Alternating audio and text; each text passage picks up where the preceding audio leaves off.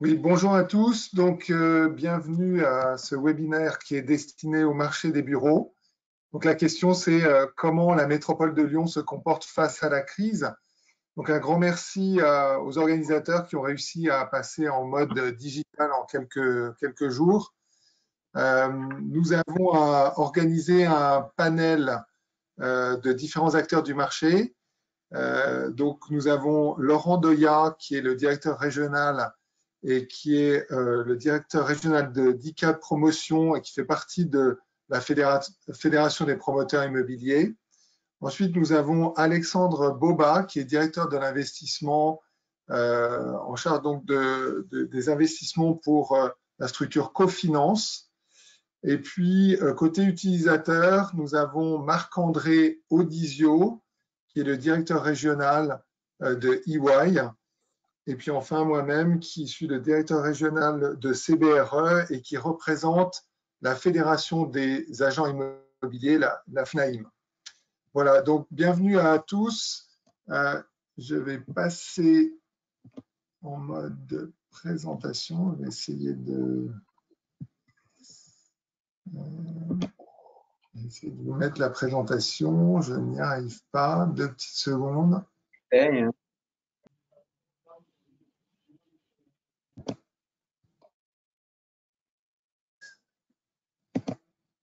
Voilà. J'espère que vous voyez la présentation. Donc, je vais vous donner quelques chiffres sur Loïc, pardon, nous n'avons pas la présentation. On voit pas la présentation, ouais. On l'a vu très rapidement, puis elle est repartie. Ah, voilà, parfait. C'est bon. Excusez-moi. Voilà, est-ce qu'on la voit maintenant? Bien. Donc, ces chiffres viennent d'être donnés par la fédération. Ce sont les chiffres de la demande placée des bureaux sur la métropole de Lyon. Comme vous pouvez le voir en cumul au 3T, on a une correction qui est assez forte puisque nous étions à 320 000 m² en 2019. On est passé à 160 000 m². Donc, c'est une correction de 50%. Cette baisse, bien sûr, est conjoncturelle. Elle est fortement liée à la situation sanitaire et à l'impact sur l'économie et la baisse de la croissance. On est clairement dans un marché qui est attentiste, puisque les entreprises manquent beaucoup de visibilité pour s'engager.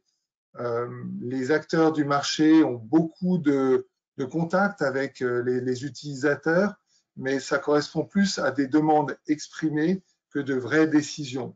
Donc, le marché, dans cette première partie de l'année, a été très impacté au niveau de la demande placée.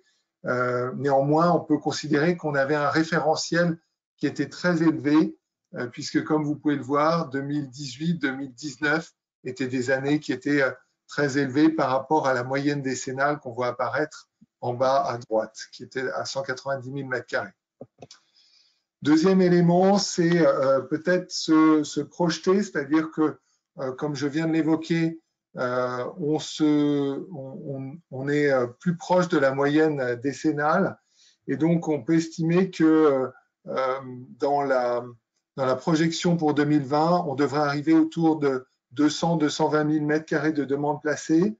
Pourquoi? C'est simplement qu'on est clairement dans une économie qui est bridée et en même temps dopée par tout un tas de choses qui est comme le chômage partiel, le PGE, le plan de relance, mais en même temps grippée par le fait que les entreprises ont besoin d'un peu plus de visibilité pour s'engager. Donc, si on se projette et qu'on estime que on devrait avoir un rebond de l'économie, on pense que on devrait arriver à atteindre un chiffre autour de 220 000 m² sur la fin de l'année. Vous voyez le graphe aussi de la même manière qui exprime aussi l'impact sur le nombre des transactions. On était plutôt sur 600 transactions par an. Vous voyez qu'il y a une projection qui nous mène à 430, sachant que pour l'instant, on a enregistré autour de 300 transactions au 3T 2020. Sur le partage des locations et des ventes, sur la partie des bureaux, vous voyez qu'il y a une légère inflexion au 3T. On va dire que ça correspond peut-être à des hésitations sur le début de l'année. Pourtant, en fait, le financement est encore très présent et très accessible, et notamment à travers le PGE auprès des entreprises. Donc, on verra comment les choses vont évoluer sur la fin de l'année. En termes de valeur locative, on reste en fait à des valeurs relativement stables puisque on a enregistré une valeur à 335 € par mètre carré sur une transaction dans le 3e arrondissement, mais la valeur prime reste historique, reste 325 €, qui est la tour Silex 2, qui fait un peu valeur de référence sur le marché lyonnais. Enfin, peut-être quelques mots sur la partie de l'investissement.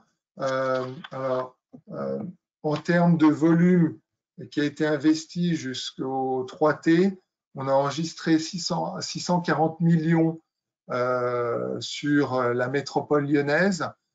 On est sur à peu près la même tendance que les 2 années précédentes, et on estime que sur la fin de l'année, on devrait enregistrer à peu près 1,5 milliard de volume de transactions. Donc, c'est plus que 2018. C'est une correction par rapport à 2019, mais ça reste des volumes très importants puisqu'on constate que les investisseurs n'ont pas faibli dans leur appétit pour la métropole. Alors, qu'est-ce qui justifie ces éléments-là? Ce qu'on peut dire, c'est que les investisseurs gardent une très grande confiance dans la métropole sur le fait qu'on a un taux de vacances qui est assez faible et qui, avec un taux de précommercialisation qui est historiquement très élevé. Le fait que le marché locatif ait une correction importante aura certainement un impact sur les investissements en blanc. Néanmoins, on pense que les investisseurs vont continuer à regarder très fortement la métropole avec une confiance très forte sur des éléments comme une économie qui reste très diversifiée, une offre de bureaux qui est aussi diversifiée et des volumes d'investissement qui offrent une liquidité au marché qui est très attractive pour l'ensemble des investisseurs, aussi bien les nationaux que les internationaux. Voilà. Je vais peut-être passer la parole à Laurent pour commenter peut-être ces premiers résultats qui sont tout récents sur le 3T sur la métropole. Oui, merci Loïc. Donc bonjour à tous tout d'abord. Alors effectivement, on s'y attendait, c'est-à-dire qu'on sentait bien qu'il allait avoir un retrait, un recul. Il est vrai que de regarder dans le rétroviseur sur les 10 dernières années permet de relativiser un petit peu. On a connu des années records exceptionnelles. Alors on était extrêmement heureux de ces chiffres-là sur 2018-2019. Voilà, la courbe qui est affichée nous ramène à un peu en tout cas de raison et de confiance sur le fait qu'on a des chiffres tout à fait honorables. Il n'empêche qu'effectivement la crise Covid a impacté les décisions des entreprises, les réflexions, les commandes, c'est-à-dire effectivement les demandes exprimées en particulier par des grands comptes pour se projeter sur des enjeux de déménagement ou de réaménagement des locaux. On a quand même des petites surfaces qui se tiennent très bien. Hein, je pense que la capacité du marché lyonnais à s'appuyer sur une richesse économique, une typologie d'entreprises très variée. Ce matin, nous présentions avec la FNAIM et la FPI les chiffres de l'activité. Les chiffres sont très bons. Les chiffres sont très bons, ils sont à la hauteur de l'année dernière. Donc on a ce tissu économique qui est très présent sur notre métropole et qui effectivement donne un peu de profondeur sur les surfaces plus petites. Mais c'est vrai qu'en volume, les méga deals en particulier, les grosses transactions sont plus faibles. C'est à noter. Alors Très simplement, la question qui est posée, sur laquelle beaucoup d'observateurs, d'acteurs impliqués dans nos marchés se concentrent pas mal autour du télétravail, de l'impact, avec effectivement des questions parfois un peu dans un style un peu provocateur. Est-ce que c'est la fin du bureau? Est-ce qu'on va toujours avoir besoin des espaces de bureau? Alors tout d'abord, je pense que chaque entreprise est en phase d'analyse d'abord des règles sanitaires qui restent contraignantes, de la capacité d'une entreprise à mettre des gens au télétravail et de vivre avec. Et puis un peu de retour d'expérience aussi, qui fait qu'il y a beaucoup de grands comptes qui n'ont pas encore réactivé leur schéma directeur immobilier ou qui ont fait une pause dans le lancement de demandes. Ce qu'on peut en dire, et effectivement avec Loïc, il nous paraissait intéressant d'avoir des témoins que sont donc Marc-André et Alexandre, d'un côté l'utilisateur à qui on va rapidement passer la parole pour nous faire le témoignage de ce qu'un grand compte comme EY, avec des métiers certes particuliers, mais qui est très représentatif, et puis un investisseur qui a marqué sa confiance dans le marché lyonnais en investissant dans notre métropole. On peut dire rapidement que non, le bureau n'est pas mort. Bien évidemment que une entreprise, c'est une organisation sociale qui ne se satisfait pas du status quo et qui bouge, qui évolue, qui s'adapte, qui se développe, qui recrute accessoirement, et que tout ça se fait dans la nécessaire création d'un lien social, d'un lieu de management, d'un lieu collaboratif. Et là, je pense que tous les observateurs et acteurs sont unanimes sur la nécessité d'avoir un espace où on peut collaborer, avoir des modes projet, et ça passe par le bureau. Voilà, c'est un point qui est, je pense, assez sacralisé dans l'ensemble des entreprises. Après, effectivement, l'évolution du flex office, elle existe depuis très longtemps. Elle va continuer. Des bureaux qui étaient flex avant le Covid restent flex après le Covid, avec des organisations qui peuvent évoluer à l'intérieur.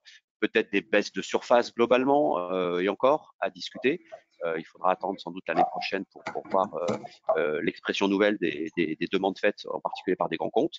Voilà, donc plutôt une confiance sur le fait que les surfaces de bureaux sont nécessaires aux entreprises, avec une petite prime au bureau neuf. Pourquoi? Parce qu'effectivement, dans cette nécessité d'agilité, de flexibilité, de digital, de performance et de charge, puisque l'aspect économique reste un driver important pour les choix d'implantation, font que produire et développer une offre neuve, en tout cas adaptée, reste une nécessité dans une métropole comme Lyon, comme ailleurs d'ailleurs, mais qui doit effectivement nous donner de la confiance après un moment un peu perturbant, mais qui pousse, à mon sens, vers un redémarrage à terme des activités.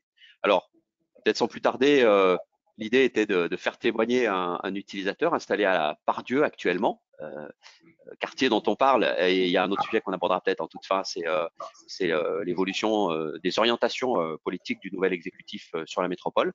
Mais voilà, acteur important de la Pardieu, Marc-André, on te laisse nous livrer ton témoignage de la façon dont votre société appréhende ces sujets. Eh ben merci Laurent, Loïc, de laisser la parole et de me permettre de donner la vision, enfin la perception d'EY de la situation qu'on est en train de vivre. Alors pour ceux qui connaissent pas EY à Lyon, c'est 450 collaborateurs répartis sur 5 étages dans la tour Oxygène. Donc c'est un cabinet alors notre spécificité, c'est d'être un cabinet de conseil.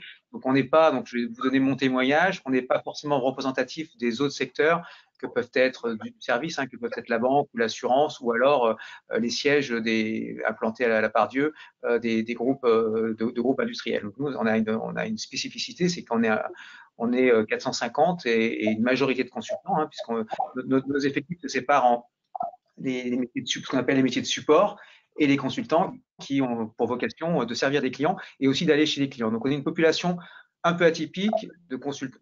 Étant consultant, on est déjà avant le Covid et avant donc cette crise, on est une population déjà très nomade et très branchés télétravail, très habitués et capables de télétravailler avant même cette crise. Donc cette crise, nous, on a pu la vivre assez facilement dans la mesure où on était déjà outillés et avec les moyens IT informatiques nécessaires, mais aussi psychologiquement, on a des équipes qui savent avoir leur matériel avec eux, avoir leur dossier avec eux et travailler à distance parce que on est très souvent en déplacement, très souvent chez le client, etc., etc. Alors, pour vous donner la philosophie d'EY avant et après le Covid. Alors nous, on recrute, on a un modèle de recrutement. L'objectif de nos métiers, hein, c'est d'aller chercher des consultants débutants, sortis d'école, et les faire grandir chez nous. Donc on a 3 phases dans une carrière de consultant. La phase junior, où on apprend, la phase chargée de mission, où on délivre la mission et on encadre des juniors. Et puis la dernière phase, qui est la phase de directeur ou d'associé, où le rôle est à la fois d'animer des équipes, mais plus larges dans leur globalité, et d'aller chercher des clients et de restituer à des clients. Ces 3 phases, il faut bien les prendre en ligne de compte quand il s'agit de réfléchir sur comment on travaille, et le corollaire de comment on travaille, c'est comment on organise nos bureaux. Donc, une fois que j'ai dit ça, il faut se rendre compte qu'on recrute en gros 80 personnes chaque année. Ce qui ne veut pas dire que nos effectifs augmentent de 80 personnes chaque année, parce que c'est un lieu où c'est souvent des premières expériences professionnelles. Donc, chaque année, on déplore aussi des départs importantes de consultants. Alors, généralement, on recrute des jeunes et c'est plutôt des expérimentés, plus ou moins expérimentés, qui nous quittent. Et c'est quelque chose qui est tout le temps en plein mouvement.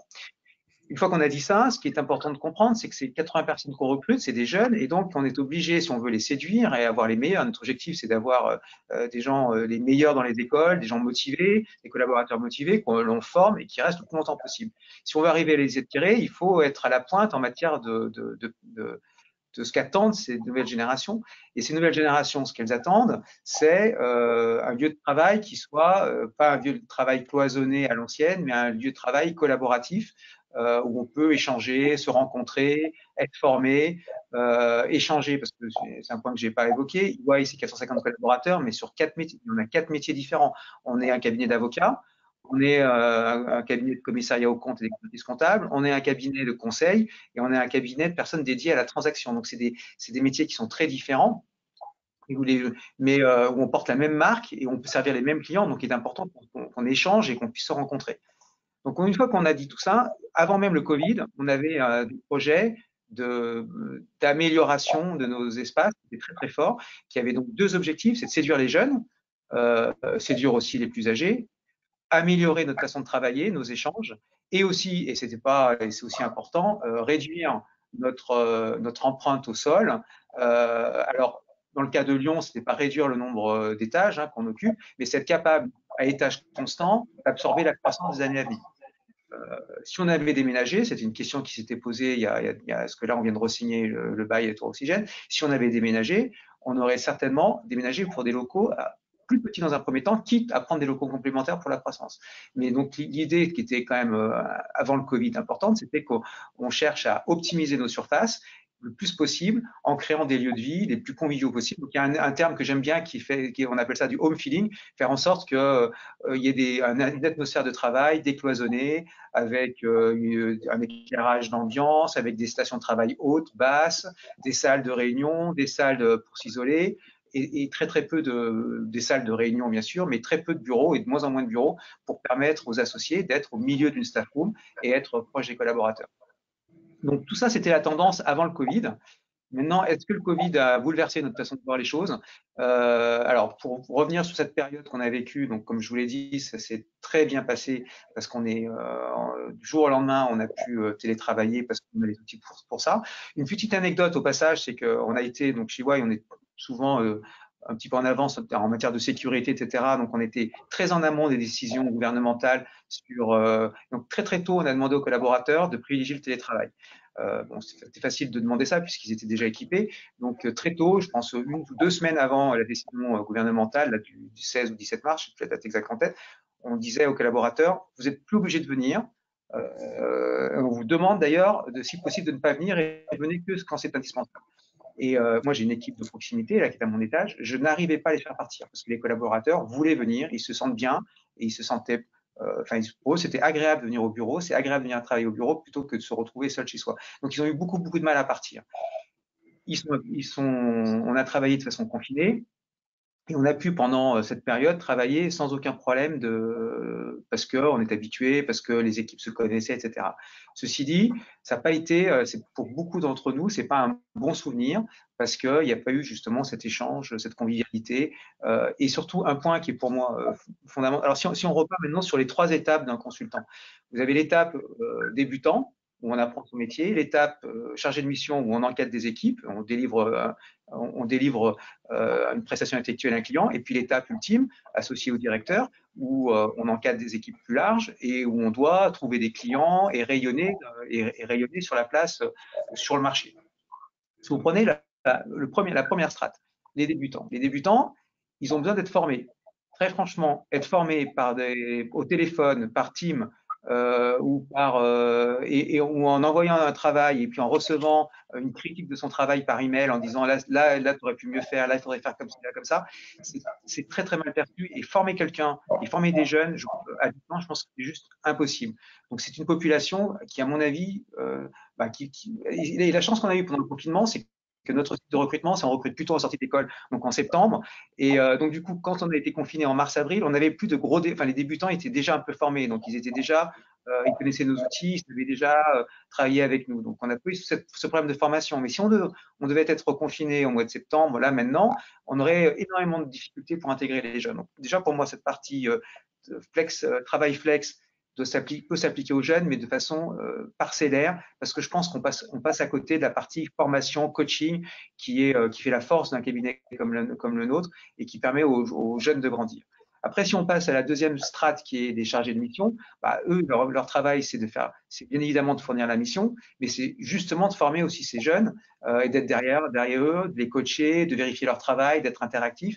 Donc là aussi, pour cette population, être au bureau et d'échanger, je pense que c'est fondamental. Et si on vient sur la dernière strate, dont je fais partie, venir au bureau et et rencontrer ses collaborateurs, c'est juste un stade hyper important de management pour sentir le marché, pour sentir les difficultés qu'ils ont, pour être capable, quand il y a une mission qui se passe mal, de réallouer les ressources sur laquelle il n'y a pas de document, où on attend, où on est à l'arrêt, de réallouer les ressources sur d'autres missions, sur d'autres clients. Et surtout, le plus important, c'est créer cet échange informel qui n'existe pas en télétravail entre les associés, par exemple, qui permet de savoir que sur tel client, il y a peut-être une opportunité. Moi, je suis en train de desservir sur une transaction, mais peut-être qu'il y a une opportunité fiscale ou un besoin en juridique ou un besoin sur une chaîne informatique, sur une conseil informatique. Et tout ça, ce type d'information, c'est juste impossible de le faire en télétravail. Donc, tout ça pour vous dire que moi, je crois encore dans le bureau, dans le bureau comme endroit sur lequel il faut réfléchir en termes d'aménagement, parce que le rôle du bureau, c'est justement pour qu'il soit attractif, c'est d'être un lieu d'échange, un lieu de formation, un lieu de rencontre, un lieu de plaisir. Donc j'y crois beaucoup dans un format adapté sur lequel il faut réfléchir. Je crois aussi beaucoup au télétravail parce que c'est quelque chose que l'on pratique aussi beaucoup, mais je pense qu'il faut, et c'est ça que la crise le confinement, j'ai bien réagi et j'ai bien compris, c'est qu'il faut un peu de flexibilité, c'est-à-dire ce que nos jeunes générations attendent qu'on leur propose ça et qu'ils puissent le faire, mais il faut que ça soit raisonné. Et pour moi, un bureau, ça doit rester un centre de vie où une portion significative des collaborateurs viennent chaque semaine pour se rencontrer. Je ne sais pas, j'ai beaucoup parlé, je ne sais pas si j'ai répondu à… On va essayer de respecter le timing. Merci beaucoup Marc-André. C'est clair qu'on voit ressortir 2 éléments. C'est la première, c'est la qualité des bureaux qui va certainement être de plus en plus importante pour pouvoir continuer d'attirer les talents, mais aussi attirer nos collaborateurs au bureau dans un cadre de télétravail. Et puis la deuxième, c'est qu'il est clair qu'on a toujours besoin d'échanger, continuer d'échanger et travailler ensemble parce que tout faire en distanciel, comme on a pu le vivre pendant le confinement, c'est pas forcément l'idéal, c'est pas ce que souhaitent les entreprises et ça n'est pas souhaitable pour l'activité en général. Voilà, donc merci beaucoup. Je pense que c'est pas souhaitable pour les collaborateurs. Je pense qu'il y a une attente des collaborateurs pour avoir un rythme de vie qui n'est pas 100% home office. Très bien, merci beaucoup pour ton témoignage. Je m'excuse, tout à l'heure, je suis allé un petit peu vite dans la présentation des chiffres de l'investissement, donc on a la chance d'avoir Alexandre Boba qui est avec nous et qui représente Cofinance, qui est un acteur important du marché lyonnais. Peut-être qu'on peut te faire réagir sur justement le marché lyonnais. Qu'est-ce qui vous a amené à investir sur la métropole de Lyon encore dernièrement? Bien sûr. Est-ce que tu m'autoriserais juste de dire peut-être 2-3 mots dans le prolongement de ce que vous avez pu échanger avec Bien sûr. et Pardon. Marc-André sur les usages, et ensuite je reviendrai plus spécifiquement sur le marché de Lyon, qui effectivement est devenu le premier marché de cofinance en France. Mais je reviendrai juste un peu après. C'est vrai que nous, investisseurs, on a eu pas mal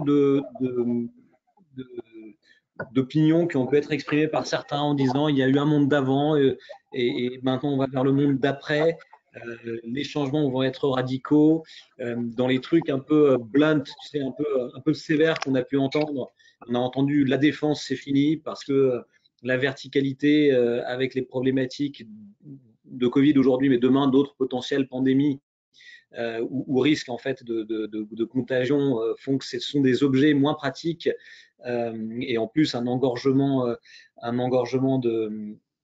dans les transports qui est connu à la défense, quand bien même les développements doivent permettre de faire évoluer positivement cela. Nous, on n'est pas vraiment, bon, on trouve que ce sont plus des brèves de comptoir qu'autre chose, et on pense qu'on est juste dans un changement qui s'inscrit dans une continuité. On avait eu en fait vraiment l'ouverture de l'open space, c'est les années 2000, et pour autant, en fait, si je ne m'abuse, mais corrigez-moi si je me trompe, on avait déjà du flex office dès les années 90 chez un des consultants, d'ailleurs un des concurrents de Marc-André. Andersen Consulting, me semble-t-il, dans leur siège Georges V, Champs-Élysées, était déjà en flex office, c'est-à-dire avec suffisamment de bureaux pour le nombre de leurs collaborateurs dans les années 90. Alors effectivement, comme tu le rappelais, Marc-André, vous êtes sur un métier qui est un métier en fait nomade pour en grande partie. Vous êtes beaucoup chez les clients, donc qui a pu anticiper ce que l'on observe et ce qu'on a été obligé de faire cette année. Et en fait, j'ai juste l'impression que vous étiez plutôt, par la nature de votre métier, une sorte de best practice qui va pouvoir s'élargir d'une façon un peu plus large, y compris à des métiers plus et des métiers plus sédentaires. On parlait par exemple d'un head office industriel. Effectivement, le head office industriel, il y a quelques commerciaux et il y a beaucoup de staff qui sont plutôt pérennes. Et bien, il nous semble en fait que globalement cette nouvelle culture du bureau qui a été initiée pour les tout premiers, les vraiment early bird dans les années 90 sur les Champs-Élysées et depuis vraiment les années 2010, on le voit vraiment se répandre chez beaucoup de sociétés de conseil. Je pense qu'effectivement, c'est quelque chose qui va continuer. Mais à l'inverse, pour nous investisseurs et pour un peu la crainte qu'on peut avoir sur comment vont évoluer ces marchés, est-ce qu'on pourrait arriver sur des marchés sur offreur si jamais on s'oriente vraiment vers moins de 1 poste par salarié? La réalité, c'est qu'on pense que les lieux d'échange, les lieux de vie vont consommer plus de mètres carrés. Et donc, résultat, si on aura peut-être une baisse, probablement même une baisse au sein des espaces de bureau, des espaces dédiés aux bureaux individuels. Quand je dis bureau individuel, c'est que ce soit open space, mais c'est vraiment le desk d'une personne. Si probablement sur une quantité X louée, on aura un petit peu moins de surface pour un bureau d'une personne, on aura probablement plus en espace partagé et également espace à vivre. Et ça, là-dessus, on partage un peu effectivement l'analyse et je dirais même plus qu'une analyse. En fait, je pense que c'est vraiment un trendsetter, plus qu'un effet de mode, mais quelque chose qui se lance, qui part d'un métier où c'était plutôt assez facile par une nature un peu plus nomade et qui va vraiment progressivement se diffuser dans les autres secteurs d'activité. Nous, ce qu'on voit que dans les points forts du présentiel, il y a un mot que j'ai pas entendu, mais qui était probablement recouvert par les 2-3 items forts que vous avez dit. Mais je pense qu'on a une intelligence émotionnelle de groupe qui est vraiment beaucoup plus forte quand on se rencontre et quand on passe du temps ensemble. Et ce qui est intéressant, ce que Marc-André également rappelé tout à l'heure, c'est qu'en déhiérarchisant un peu le mode de l'échange, il n'y a plus le grand bureau de l'associé ou du chef de mission qui peut recevoir dans son bureau quelqu'un. Non, on est plutôt il y a plus de transversalité en fait dans l'idée, et je pense que un des éléments forts de cette transformation, ce qu'on attend énormément, c'est l'intelligence émotionnelle de groupe qui va probablement susciter de l'enthousiasme, et beaucoup d'enthousiasme. Et dans les points forts du présentiel, c'est un point qui nous semble assez important. Dans les dérivés de l'intelligence émotionnelle, c'est effectivement la motivation, l'esprit d'équipe. Dans les points forts du flex, à l'inverse, on minore des externalités négatives liées principalement au transport. On sait que les transports, pour pas mal de personnes, ça peut être long et ça peut être un peu pénible. Ce n'est pas toujours des conditions agréables, et quand on dépasse l'heure, voire l'heure et demie chaque jour dans une situation inconfortable, on sait que c'est clairement un peu ça a un impact un peu négatif, ça peut avoir un impact négatif sur la productivité pendant les heures effectives de travail. Donc effectivement, je pense que ce vers quoi on s'oriente, c'est une meilleure perméabilité entre le flex et le présentiel. Je pense qu'il y a un besoin, il y a une envie de bureau. En fait, dans la population, peut-être ce qui s'est passé cette année, c'est qu'on a vu des personnes qui ont télétravaillé et peut-être moins télétravaillé. En fait, ils n'ont pas cet esprit d'équipe, cette envie de travail. Mais je pense que ceux qui ont envie de travailler, ils prendront du flex à leur avantage, mais ils auront cette envie du groupe. Et donc, globalement, pour arriver maintenant sur la vision investisseur immobilier, pour nous, le bureau est loin d'être mort, il est loin d'être à l'arrêt. Il va peut-être avoir quelques ajustements au net des mètres carrés qui pourront continuer, qui seront absorbés sur le très long terme. Mais globalement, on pense qu'il va surtout être réaménagé et que les espaces partagés vont consommer des mètres carrés. Ça va être très important pour les chefs d'entreprise de refaire, en fait, d'accentuer en fait cette envie du bureau. Voilà pour ma petite, le petit mot un peu sur notre vision en tant qu'investisseur sur les usages, la façon de travailler. Sur le marché lyonnais. Un mot sur le marché, oui. Voilà. Sur le marché lyonnais, exactement. Nous, ce qui nous a plu depuis plusieurs années, puisque maintenant ça fait un peu plus de 4 ans qu'on a pénétré le marché lyonnais, et c'est un marché qui est d'abord très diversifié en termes de preneurs. Et donc, résultat, en dehors de Paris et d'Île-de-France, par nature, on est ultra diversifié. On présente un profil assez composite et donc une demande profonde et granulaire. Et ça, c'est des éléments assez rassurants pour un investisseur.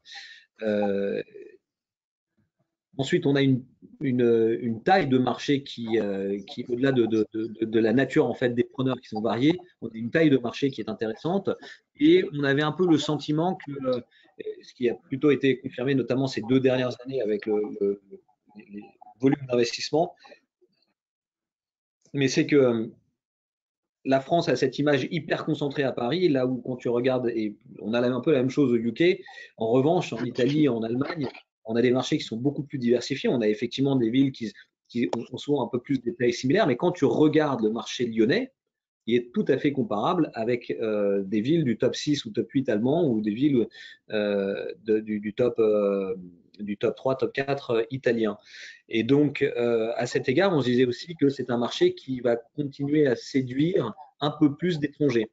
Déjà, au niveau des nationaux, c'était assez clair, mais au niveau des étrangers, on avait ce sentiment, et il semble qu'il se confirme, que l'appétit se maintient et se développe.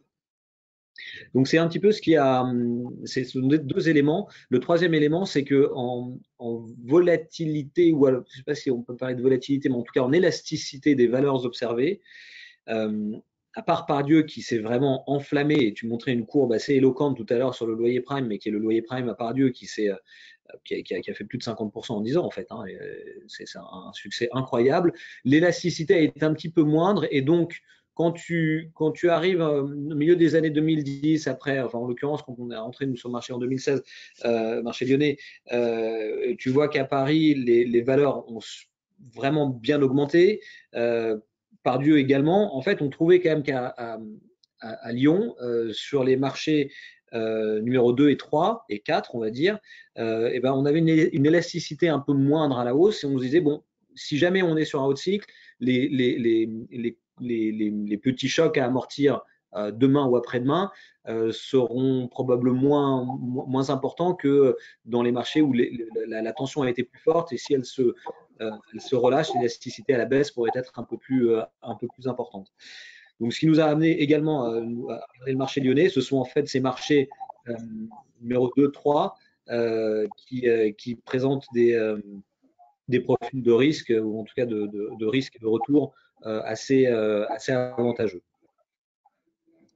Ok. Merci beaucoup. Laurent, tu veux réagir? Oui.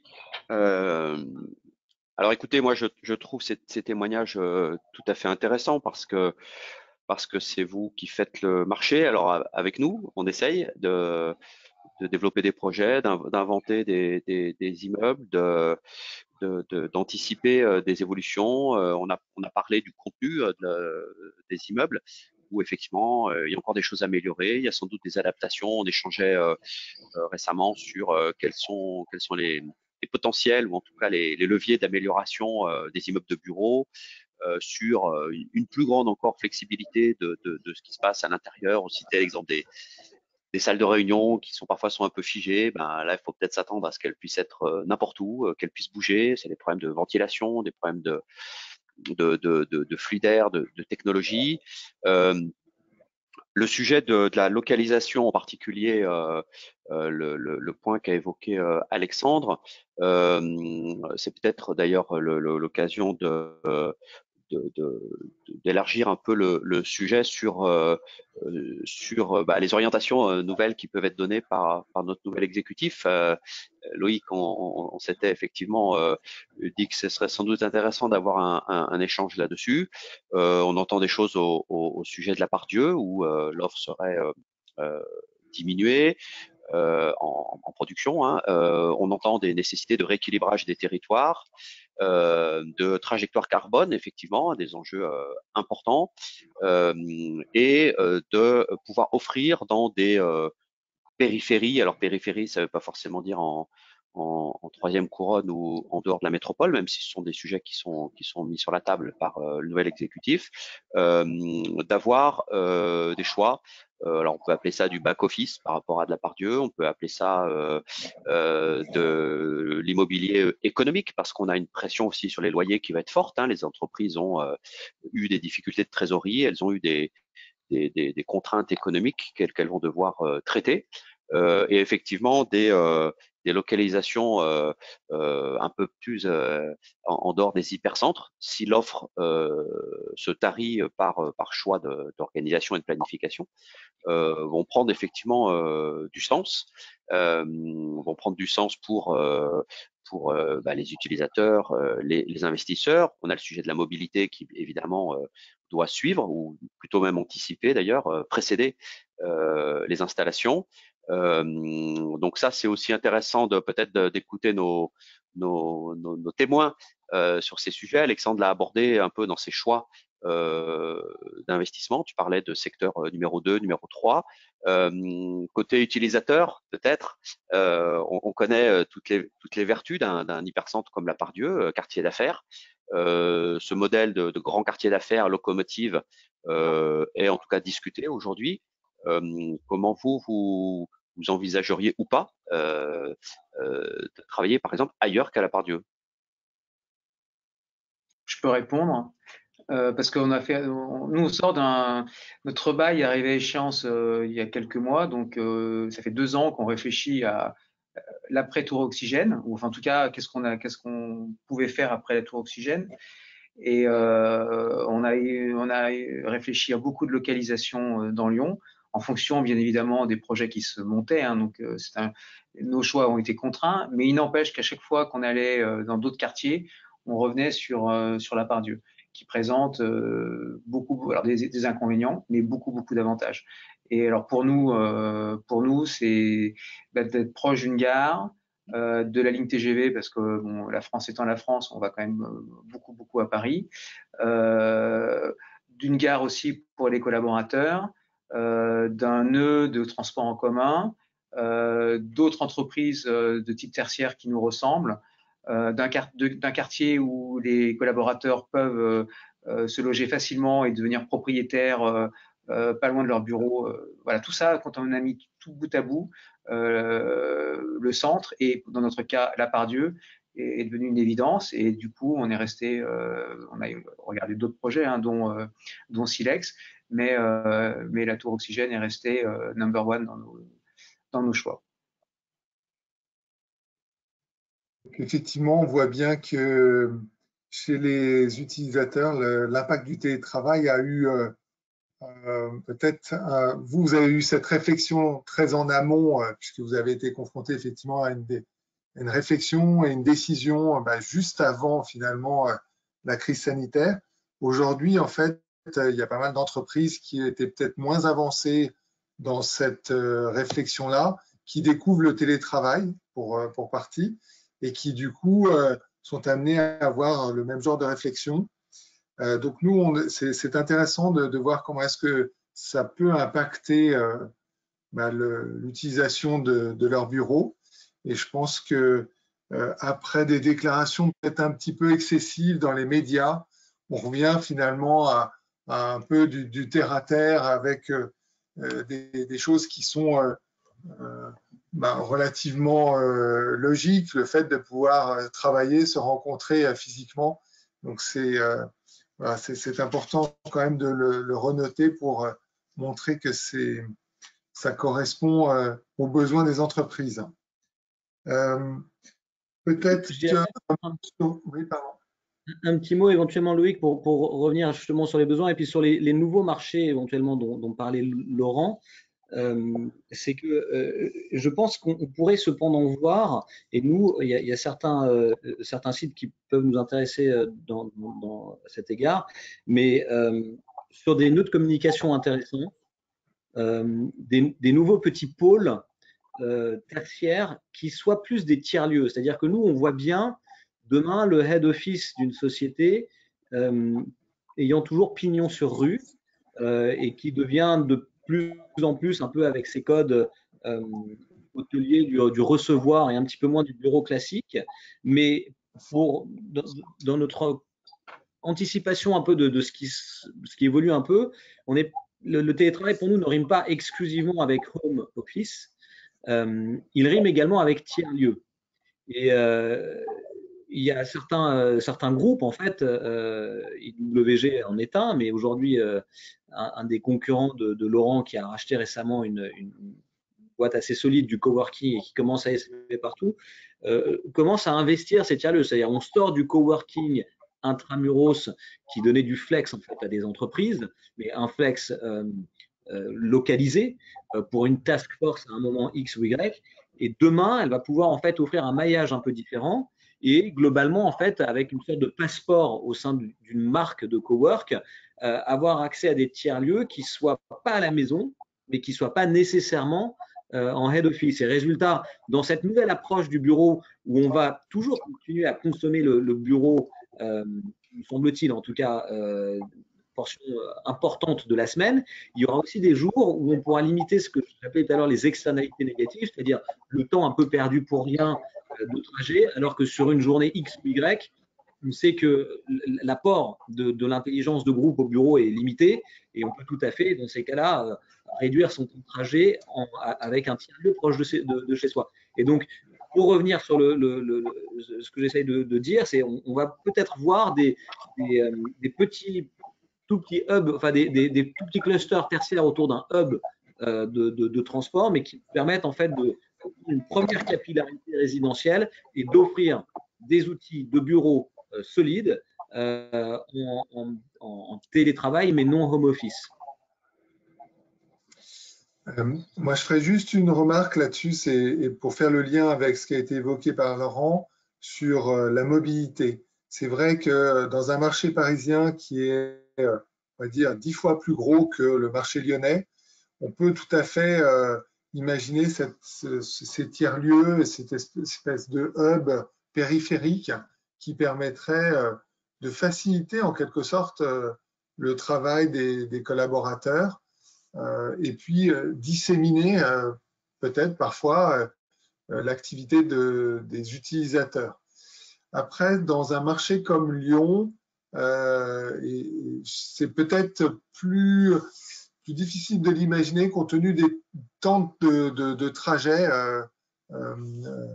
domicile-travail, parce que ça reste quand même encore relativement raisonnable, mais peut-être que c'est l'avenir et il faut commencer à y réfléchir, et d'autant plus y réfléchir, comme l'a évoqué tout à l'heure Laurent, peut-être tu souhaites réagir là-dessus, c'est avec l'arrivée des écologistes à la métropole et dans la ville, on sent une vraie volonté de repousser en fait le tertiaire sur la périphérie. Mais est-ce que ça correspond bien aux souhaits des utilisateurs? On a vu réagir Marc-André là-dessus. Est-ce qu'on va pouvoir offrir en fait des infrastructures qui vont permettre une mobilité qui va être en adéquation avec les besoins des utilisateurs? Je pense qu'il y a un vrai challenge et il faut qu'on arrive à bien discuter de ces éléments-là avec la métropole. Et peut-être tu veux réagir là-dessus, Laurent. Oui, non, sur les tiers-lieux, je pense que c'est évidemment une vraie bonne idée, c'est une évidence. Après, c'est vrai que les échelles géographiques, les échelles de transport sont à prendre en compte. De toute façon, on va avoir plein de retours d'expérience et c'est un peu compliqué en tout cas pour nous, pour affirmer des choses dans une période qui est encore en réflexion sur comment on fait le télétravail, comment on l'organise. Il est vrai que des petites enquêtes qu'on a pu mener, les gens se disent quitte à travailler à distance. Alors le télétravail n'est pas forcément du home office, hein, ce que disait Alexandre, mais quitte à ne pas travailler au bureau, à la limite, l'environnement habituel de la maison, il a des avantages d'avoir effectivement à zéro temps de transport. Il faut des conditions minimum pour travailler correctement, mais il y a un environnement, en particulier tous les services, on les a à côté de soi. Et du coup, de dire quand je vais au bureau, c'est vraiment pour voir mes collègues, pour avoir des réunions.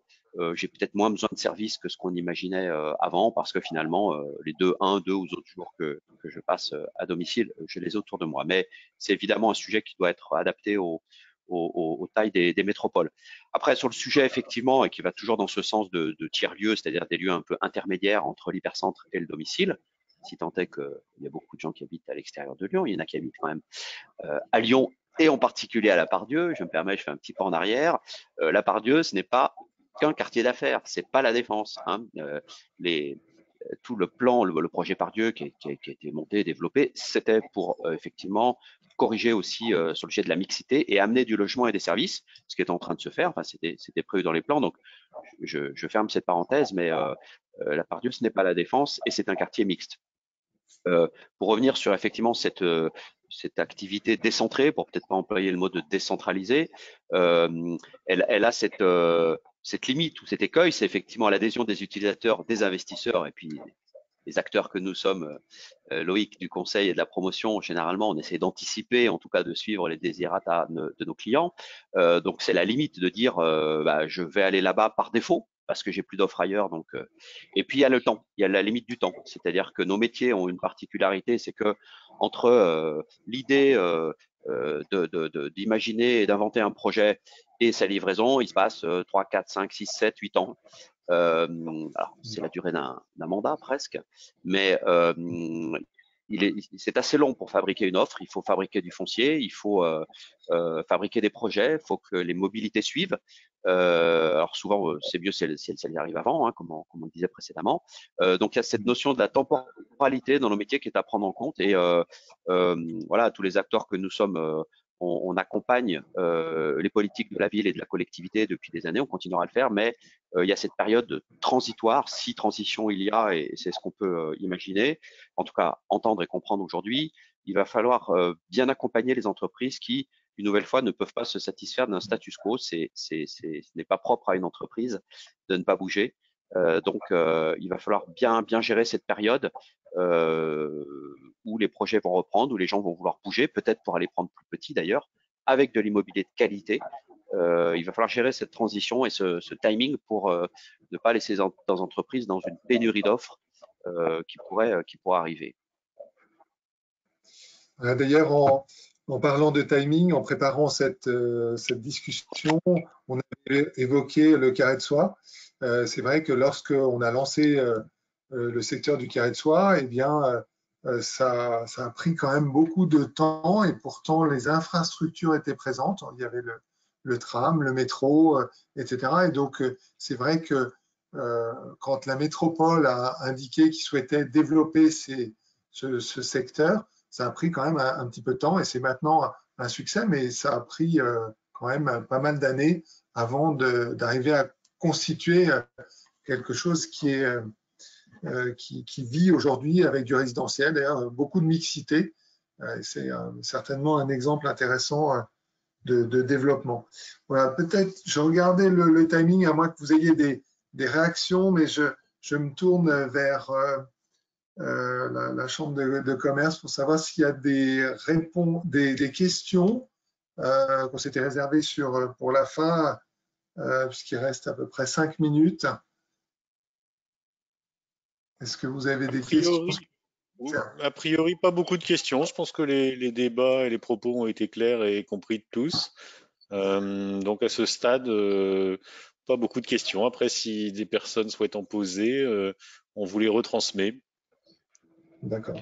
Peut-être en attendant qu'elles arrivent, Alexandre, Marc-André, un petit mot, on a 5 minutes, un petit mot en tout cas de conclusion ou un message pour l'avenir, parce qu'on se tourne tous vers l'avenir, c'est le propre de nos métiers, c'est de préparer la suite, d'anticiper, comme je le disais parfois, avec pas mal d'années de maturité de projet. Marc-André? Allez, Marc-André. Oui, alors qu'est-ce que en matière de conclusion, moi ce que je peux dire, c'est qu'il faut pas, on vit une période difficile, stressante, mais je pense qu'il faut bien avoir en tête que bon, c'est une crise, on l'a pas vu venir, mais on sait d'où elle vient. Elle peut finir aussi vite qu'elle est arrivée, et donc il faut voir plus loin que ce qu'on vit actuellement, et donc pas s'arrêter aux difficultés que l'on a maintenant.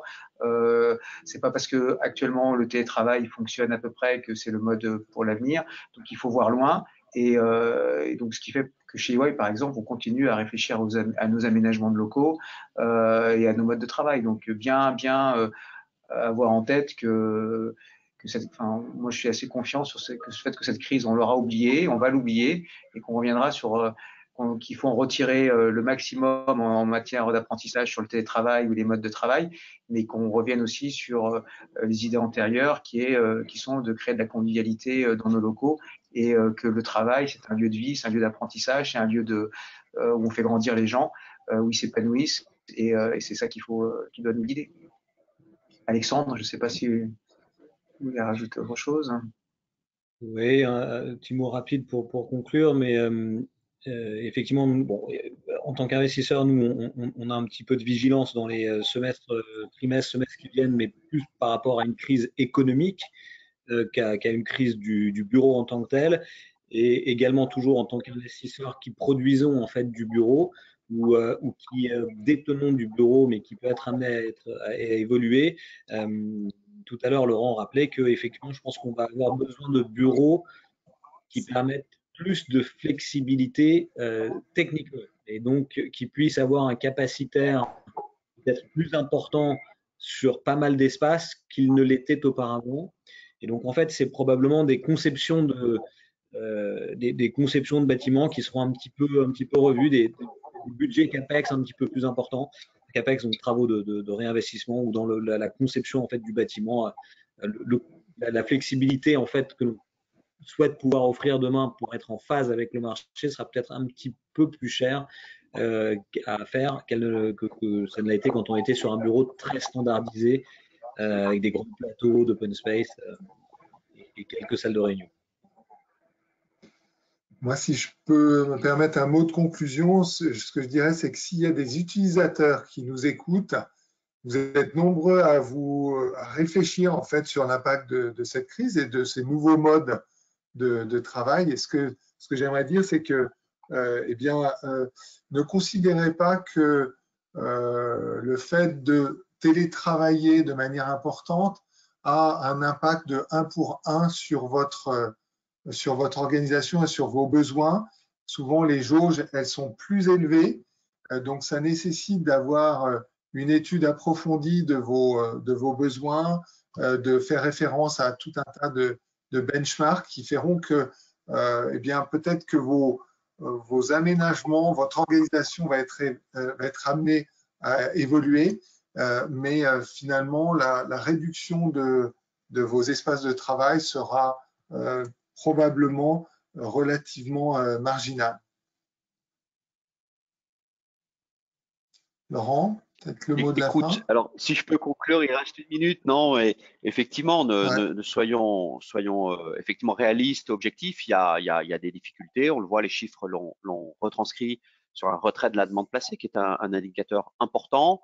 Il y a pour autant des signes d'encouragement, la stabilité des loyers, la confiance effectivement d'investisseurs comme Alexandre et donc Cofinance sur un marché lyonnais qui a d'extraordinaires atouts, qui les a toujours eus, qui a surmonté les crises grâce à son tissu, je le disais en introduction, d'entreprise extrêmement fort, des entrepreneurs, des petites surfaces qui fonctionnent et puis des grands comptes, je pense, qui effectivement vont prendre un petit temps de réflexion pour retravailler leur schéma directeur immobilier et revenir sur des typologies peut-être différentes, des localisations sans doute différentes. Mais les acteurs que nous sommes, la chaîne immobilière a été extrêmement solidaire pendant le Covid. On peut quand même le signaler. On a eu des arrêts de chantier qui ont été compliqués. Les entreprises, les investisseurs, les maîtres d'œuvre, les promoteurs, tout le monde a joué le jeu pour maintenir une activité, c'est-à-dire continuer à injecter les investissements pour nos entreprises locales. Et je pense que ça a été une réaction extrêmement saine et qui donne des perspectives, sans doute après un temps de pause, de réflexion sur 2021. Très bien, écoutez, merci à tous, merci d'avoir partagé ce moment et merci d'avoir témoigné pour chacun dans votre spécialité. À très bientôt. Oui, merci beaucoup pour ces échanges très intéressants. Juste 2 mots sur la suite du programme. Je vous rappelle qu'à 16h30, donc il y a des trophées Ciel Mac de Lyon qui seront décernés aux heureux lauréats. Malheureusement également en distanciel et nous ferons la partie en physique prochainement. Et à 18h, la conférence plénière, donc dans le cadre de cette édition digitale du Ciel, sur laquelle nous accueillerons Béatrice Vessiller, qui est donc vice-présidente à la métropole du Grand Lyon, en charge de l'urbanisme. Voilà, donc il y aura certainement peut-être également des éléments de réponse à vous apporter quant à la vue de la métropole sur l'évolution de l'immobilier professionnel. Donc un grand merci pour ces échanges et à très bientôt. Merci. Merci. Merci. Au revoir. Merci. Merci. Au revoir. Au revoir.